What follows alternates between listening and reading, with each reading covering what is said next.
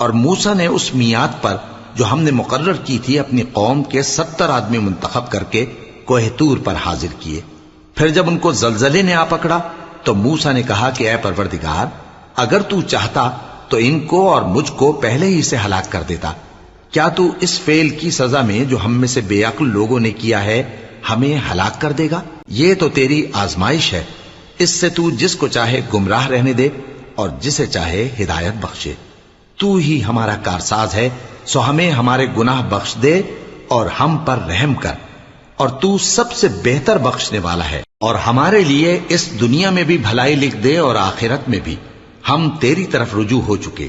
फरमाया कि जो मेरा अजाब है उसे तो जिस पर चाहता हूं नाजिल करता हूं, और जो मेरी रहमत है वो हर चीज को शामिल है। मैं इसको उन लोगों के लिए लिख दूंगा जो परहेजगारी करते और ज़कात देते और हमारी आयतों पर ईमान रखते हैं।